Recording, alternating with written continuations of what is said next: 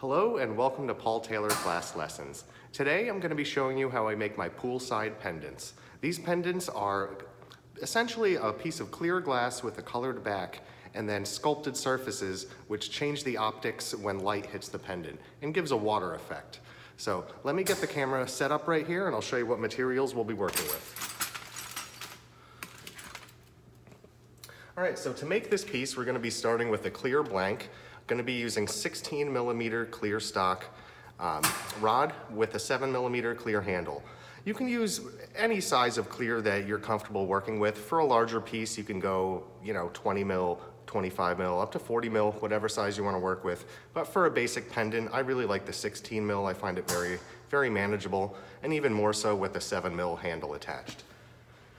We're going to be using two colors on this piece. For the back, I'm going to be using G Water from Lake Town Glass, and for the loop, I'm going to be using Blue Dream. They're very similar, but the G Water has a little bit of a strike to it, so it'll get a little bit more of a creamy blue once it sits in the kiln for a little bit. And we're going to be using just two 7 mil clear rods as handles. And as far as tools, we're going to need any tool that you sculpt your bail, your loop with, you're going to need. I'm going to be using my tweezers, my graphite reamer, and just in case, I'll have my little sculpting tool if I need to touch anything up. To make the pool effect, we use a small pinpoint flame and our graphite paddle. And we do almost like faceting, where I'm going to work around the border, heating small areas one at a time, and do a gentle paddle and flame polish, working my way around, kind of in a spiral up towards the top. So let me get the lens on the camera, get this torch fired up, and we will get started.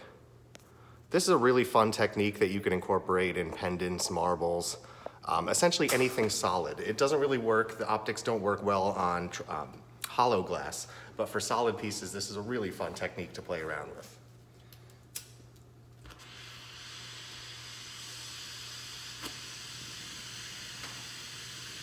So since our rod of 16 mil has got a factory cut end, I'm just gonna slowly heat that up and tear it off. That way we have a nice clean area to work with. Otherwise, if we just heat up that cut end and melt that round, there's a good chance we're going to have a ring of bubbles around the cut edge.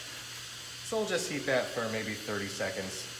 Once it's nice and hot, I'll pull it out of the flame, grab it with the tweezers, and just tear off that excess glass, leaving us a nice clean blank to work with.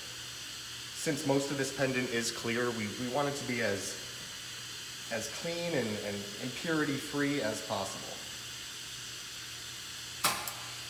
All right, now that I have the end torn off, I'm going to angle it pointed up, keeping the whole end in the flame, keeping it spinning, and just allow gravity and heat to cause it to kind of ball up on itself and become a little bit wider than the diameter of the rod. It should only take about a minute. But depending on how large you want this, if you want to make a large piece off the 16 mil, you may have to spend a few minutes kind of just gathering up, letting the glass kind of condense and thicken up into a nice size ball. But for this piece, I'm not going too large. So it should only be a few more seconds. We're almost there.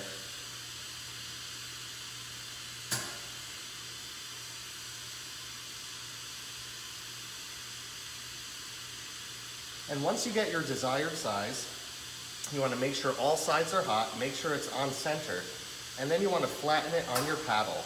You don't want to press super hard and flatten it into a disc. You want to maintain the integrity of the ball and try to imagine yourself making this into a half of a sphere. So you want a flat back, but you want what will be the lens to still be rounded on top so you can really magnify and sculpt it. So right now we're at about the right size for what I'm working on. You can see right there, a bit of a gather. I'm just gonna go straight down on the paddle here. Gentle pressure, I'm not smushing it, I'm just flattening the back. And you can see we're still left with a pretty wide lens, a pretty solid, thick lens. It hasn't been flattened into a disc, but we do have the back nice and smooth. So now I'm just gonna keep this turning and allow this to cool off and stiffen up. Going to drop down to a small flame. Once this stiffens up, I'll just quickly flame polish the back that I just flattened to remove any marks left by the paddle. I want to wait till it cools, so that way once I start heating this up to just flame polish, it doesn't cause the piece to round out again. I want it to get a little bit stiff. So now just a few seconds, quick flame polish.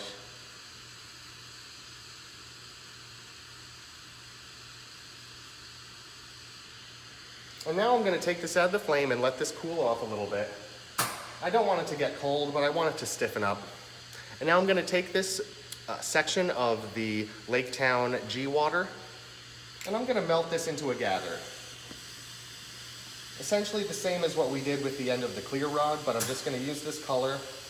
And like we did before, since it's a cut end, I'm just going to use my tweezers to tear off just the end, get any bubbles or imperfections out.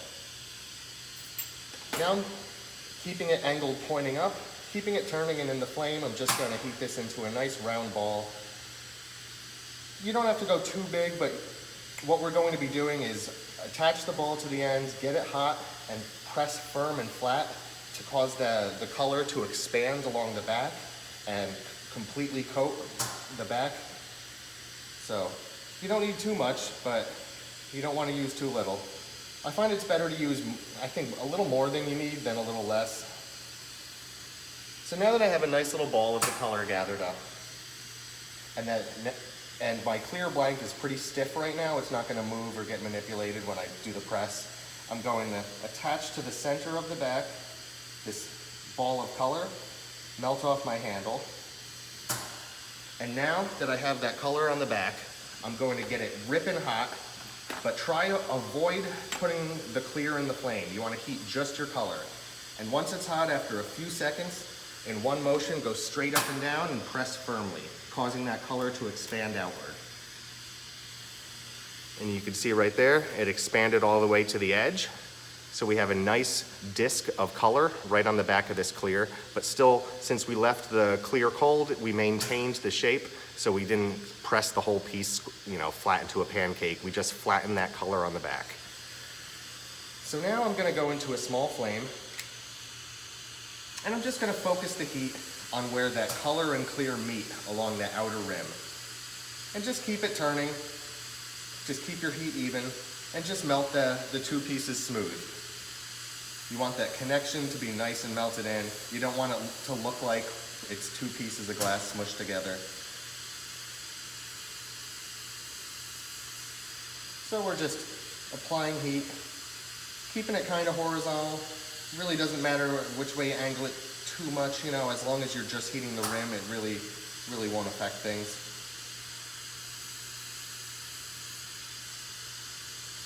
And we're almost there, maybe another 20 seconds of heat and we'll have this melted in nice and smooth.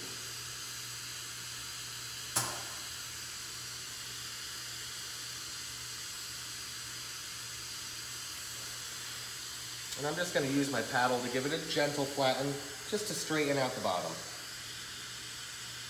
Not really pressing hard, I'm just making sure the bottom or the back, I guess, is flat.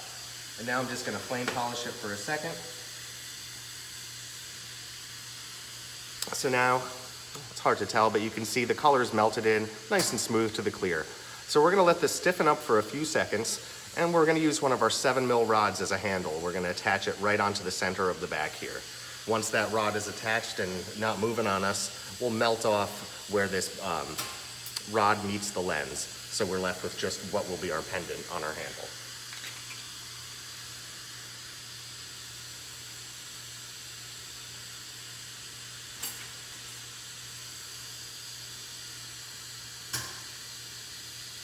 Just tear off the tip there. And now in the flame, making sure it's a solid connection. Making sure I'm on center. It's kind of a sloppy connection, but in the end it'll look fine. As long as it's on center, we're good. Once this cools off and stops moving, I'm going to start applying my heat to where the rod meets the lens of the pendant.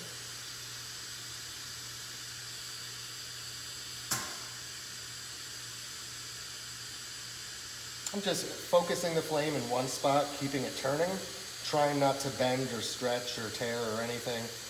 Just turning both hands at the same rate, just heating that area right at where the two parts meet.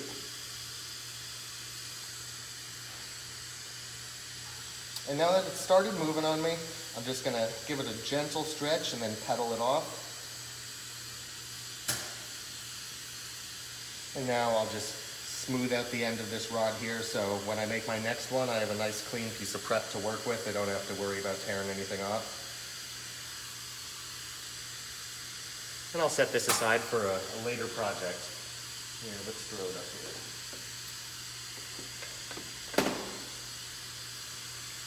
Now that I have the rod torn off and kind of a Hershey Kiss shape right here, I'm just gonna heat the tip of this, get it hot, and use my tweezers to tear off any excess glass.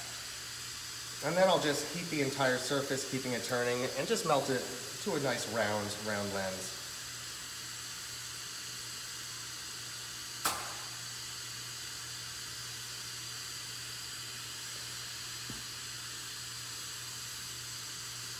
Tear off a little bit of this glass here. There's a bit too much on top. And now I'm just gonna melt this, keeping it horizontal, keeping just the face in the flame, keeping it turning. Melt it nice and smooth, nice and round.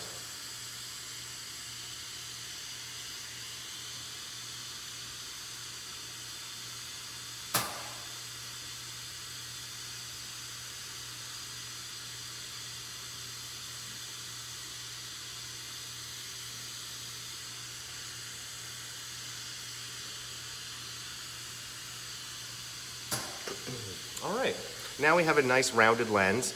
I'm gonna turn my torch down to a very small flame, nice little pinpoint flame. So now what we do to get the poolside effect, I'm going to start along the rim and I'm going to apply heat to just one small section on the side right here. Take that out of the flame, use my paddle to just gently press a small flat area. Give that a second to cool off, and then I'll flame polish that flattened area, and I'll move over and do it again, and I'll do a ring of them around the border. And then once those are done, I'm gonna move up and work another ring, and then another, and by the end, we're kind of just doing a few impressions along the top.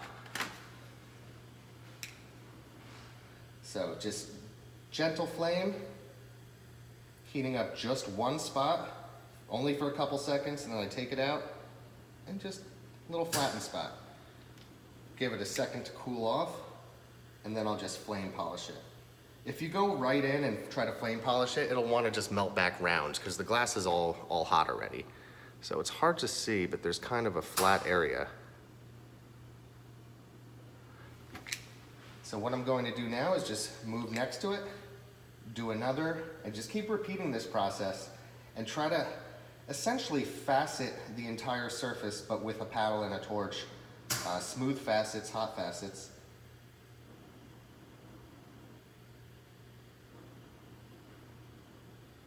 And I like to, in between each, just let it cool off a little bit, because it's real easy to melt out, accidentally melt out the flattened spots that you've already done if you just go too quick from step to step to step. And I've noticed you get a really good effect the more flattened areas and the more defined, crisp edges that you can create. So while not incredibly complex, this technique does require a bit of patience. Just take your time with each impression, each step, and make sure every motion is deliberate. And just be aware of where you flattened in your spacing, because it can be very easy, especially with all that's going on with the surface, how the light is reflecting off of it. It can be real easy to accidentally just reheat and flatten an area you've already done, and that can mess up a few different parts, or you can screw up a corner where 3 flattened spots meet, and it really messes up the optics. But I'll show you right now as we go along. You can see there's some flattened sides. Still a little bit of a gap there to do as far as that first ring of facets go. Just flame polish that last one. Give it a second to cool. Looks like I've got room for 2 more flat spots along the rim here. I just want to make sure they're spaced evenly, as close to each other as I can get without touching.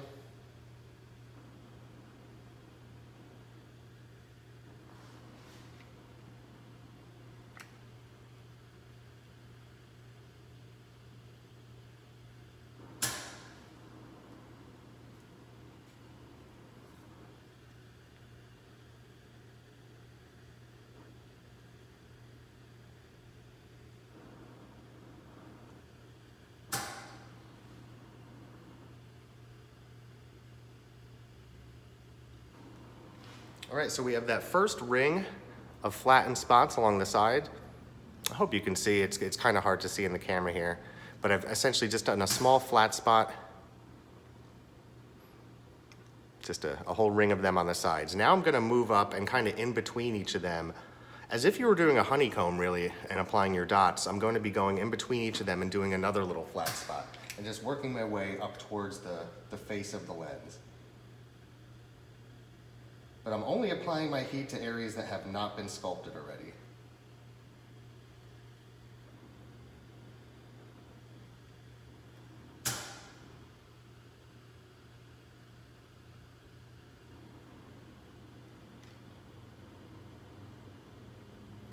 Once it cools off, I'll move on to the next area.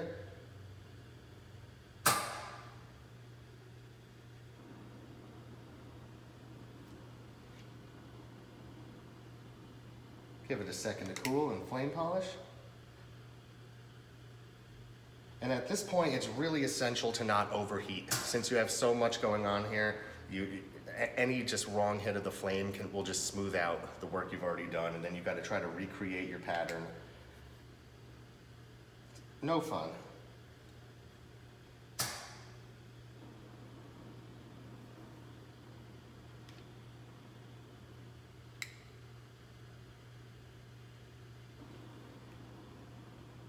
So we're just working our way along, building another ring of little flat spots just above what we've done down on the edge.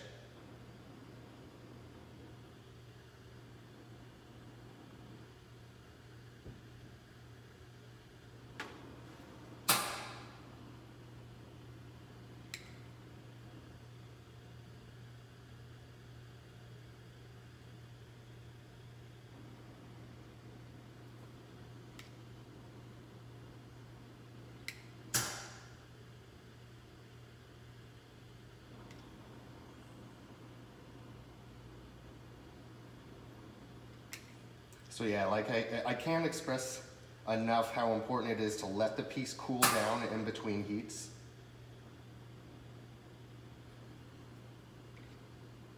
And just take your time with it. Try not to overheat, just be patient. If you're working a large piece, a larger marble, you may, at this point, want to go and turn on your propane flame and just let the whole thing soak up a little bit of heat. Just to keep that core warm, because you don't want to risk it cracking, because right now we're not applying much heat at all to the piece, and you don't want your piece to get cold. So if you're working a large piece doing this, just take your time going back and forth to that propane flame. We just finished the little second ring, and with this one it looks like I just have to do maybe 3 or 4 along the surface, or the very top of the lens. So I'll just heat it, give it a second to cool, give it a quick flame polish, give it another second to cool, and now look for another smooth, unflattened area.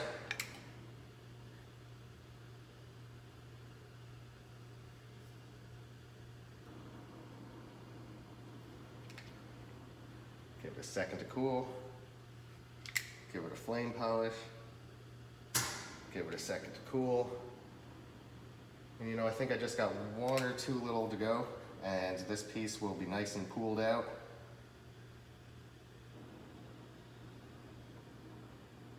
Go with flame polish. Now I'll give that a second to cool. Yeah, I think just 1 more will make this look nice. Tiny little one here to kind of crisp up some edges. Give that a second, and then I will flame polish it.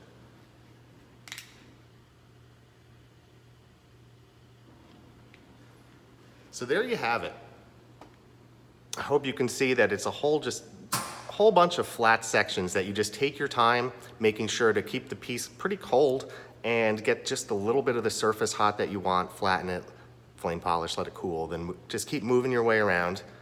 It's hard with this lighting to really see the effect, and this one will really pop when it comes out of the kiln and the back has gotten a little bit more saturated and fumy and creamy.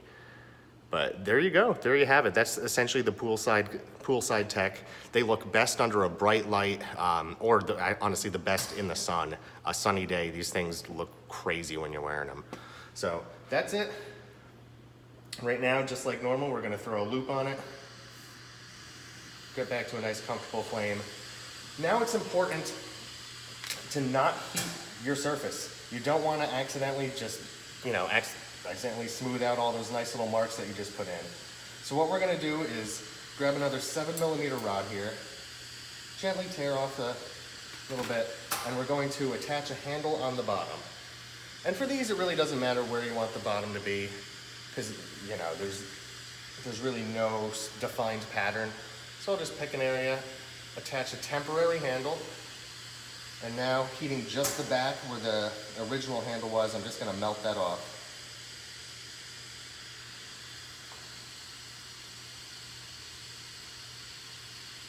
Tear it off and set this aside.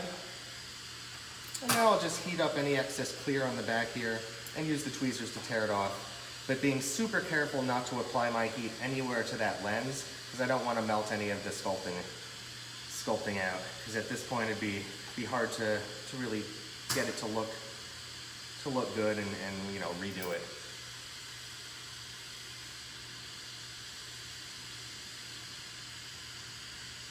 This one had a little bit more excess glass left from the handle than normal, but only takes a few seconds. Now I'm just gonna heat the back, flatten it again on my paddle, and now just flame polish the back, remove any marks left from the paddle. All right, and now I'm just gonna give this a few seconds to cool off. Now, just like normal, I'm gonna attach a small gather on the top. Make sure it's melted in nice and smooth to the pendant. Turn it pointed angle down, let it kind of drip a little. Grab it with my tweezers, pinch the end, stretch and bend it back. Easy as pie. And like I said earlier, we're using Blue Dream. I think it looks really nice with these. It gives that cool water effect without really taking away from the piece. And since this G-Water looks different encased than it does exposed, I find if I use the G-Water for the loop, it'll end up looking a little different, whereas the Blue Dream ends up looking pretty nice. But I don't know, everyone's different. I'm colorblind, so who knows. So now I'm just gonna attach a small little gather here. Depending on the size of your pendant, you may need more, you may need less. So, you know what you're working with. At this point, we're essentially just making a loop. Gonna make sure this gather is the right size. Paddle off, set that aside. See, I got a little gather on the end. I'm now just with a small flame. Again, it's essential to not heat the surface of the pendant, do not heat the lens. Focusing the heat where this gather meets the top of the lens. And a couple edges near that connection will get a little bit muted, a little subdued, but overall it shouldn't affect the integrity of the design. So now that the two are melted in nice and smooth, nice connection, just gonna angle it, point it down, and let it kind of drip a little bit, like gravity, just pull it down. Keep it straight, and now going to turn it up, going to pinch just the tip, going to give it a little stretch, and now I'm gonna bend it back. And just looking straight down, make sure it's straight. And you can see we have a little bit of a loop bent there. So now I'm gonna use the small flame to focus just on the bottom here, where that pulled loop touches the backing. And I'm gonna use my sculpting knife to just press it firm. I'm gonna heat the bottom of that loop and the back of the pendant. After a few seconds they get hot, I'll just use the flat side of the knife to just press it down against the back so I know it's connected. Now I'm just gonna focus my heat right on that connection, make sure it's melted in. I'm not gonna worry about the shape of the loop yet. I'm just making sure it's a nice even connection. Once it is, then we can go and really shape this, get it nice and round, or stretch it oval if you want, or do anything. But you just gotta make sure your connections are clean before you do that. All right, so now you can see it's melted in smooth. The top here, or I don't know, this side right here of the loop is thicker than the bottom here. So if we want to stretch this out and make it even, we need to apply more heat to the area that's thicker. If we just apply the same hot heat, we stretch it, this thin area will want to get thinner. So make sure that if you have a situation like this, whatever area is the thickest gets more heat. So I'm just going to use my sculpting knife. Once it gets a little warm and focusing that heat on that thick area, I'm going to use the sculpting knife to just flare it out a little bit. Put it in, kind of turn it, press it, just to round it out. That way I have a nice semi-round hole to go in with my reamer and then clean it up and make sure it's nice and smooth. But this is almost done. A couple more seconds. So I just like to go in with the reamer, go in one side, go in the other, keep going back and forth, making sure not to press it in one direction or another. Just make sure the piece stays centered.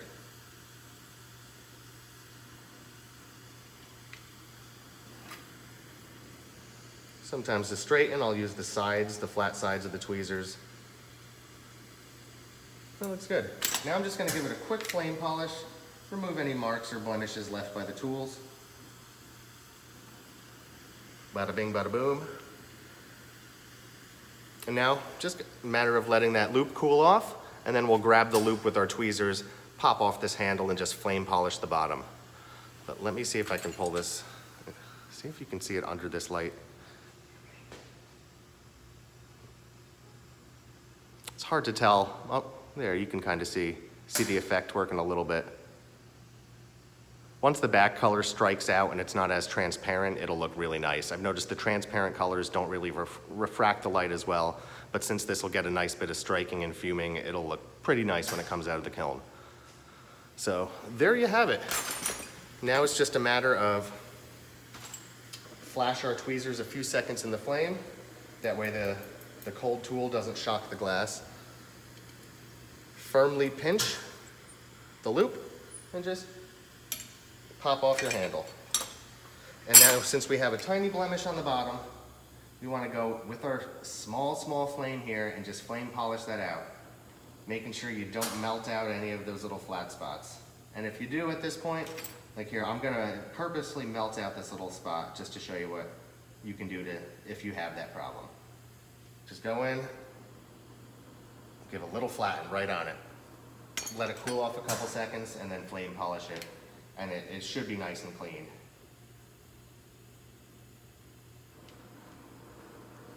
And there you have it. Pretty simple technique, but you can do a lot with it. Play around with colors. I found that lighter, opaque colors work well. Fumey colors work really well. Cobalt blue, like dark stuff, black, you really don't see the effect that well. But pretty much any color that's not a full transparent and super dark should work fine. So I'm going to throw this in the kiln. Make sure it's sitting in nice and warm and cozy. So yeah, there you have it. As always, if you have any questions about this technique or other techniques, shoot me a DM on Instagram. Best way to get in touch with me, easiest way for me to give you a full description of what you're asking and hopefully a good answer to your questions. So I cannot thank you enough. I really appreciate the support. I wouldn't be doing this if it wasn't for all of you. So seriously, bottom of my heart, I can't thank you enough. So yeah, I'm excited to see what you all make. Hope you get some cool, relaxing, fun poolside pendants made. Have a good one.